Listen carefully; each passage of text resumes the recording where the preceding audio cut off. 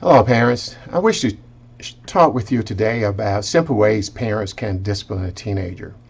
One of the most common challenges or aspect of being a parent is actually disciplining a child or teenager when they have made wrong choices, especially when they have violated your trust. I don't know of a single parent who is not struggling with who will be the disciplinarian and when actually both should be. I want to say it is imperative that parents work in unison when it comes to discipline. If you don't, the teenager will take advantage of the disagreement between both of you. Now, here are some guidelines to follow when disciplining your teenager. Discipline should be based on the teenager's current negative behavior. Avoid bringing up the past behavior, even though it might be the same negative behavior. It's enough to deal with the issue at hand at this moment in time. Never use discipline as a dumping ground due to personal conflict with others. You know how sometimes parents, we have our own issues that we are facing, and then we overly react to our kids because of what we might be going through. I want to encourage you to use appropriate disciplinary action for each teenager. Every child is different, so choose the right disciplinary action that will give you the most benefit in changing a teenager's negative behavior. Use a variety of disciplinary action to deter the teenager's negative behavior. The reason for that, parents, is that each child is different, and sometimes one disciplinary action may not work. Or if you're using the same one, then the kids get so used to it that it's not going to make a difference. So try to use different disciplinary action. Disciplinary action should be designed, of course, to eliminate or minimize a teenager's negative behavior. When a teenager negative behavior does not change after discipline, there might be an event that is causing a problem that they haven't talked to you about. So you want to really get to understanding what those issues might be.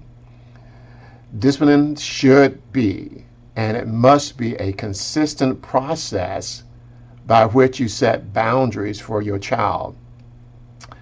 Avoid reducing your teenager punishment because you became worn down as a result of the teenager's constant nagging, because of course they can get on our nerves, and what we do, we have the tendency that we just want to give in to them, and that's not a good thing to do. And I know it might be a challenge sometime to hold on to the length of time that you might be disciplining, but of course you don't want to go overboard, 6 month or year type of punishment. Discipline shows the teenager the consequences of breaking those boundaries.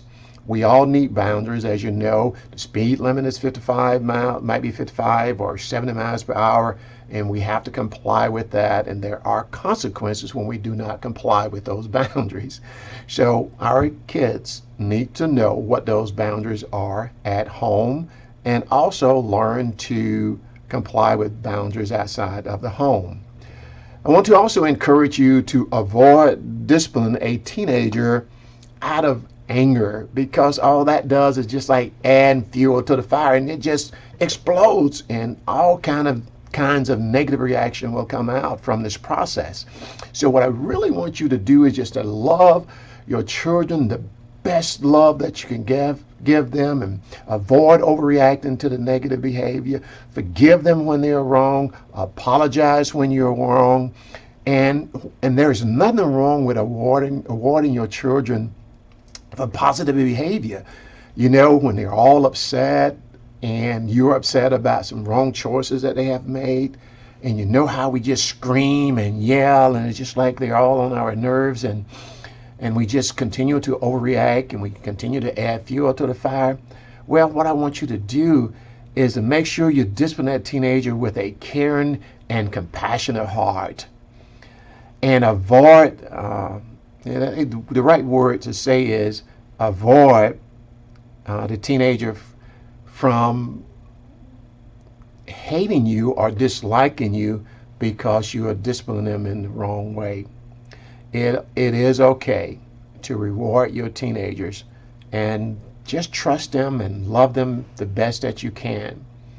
Give all that you can give, your heart, your love, your time, and share even your friends with them. And I know, as a parent of two young adults, it's always a challenge to raise children, to raise teenagers, and even when they become young adults. But you have to believe in yourself.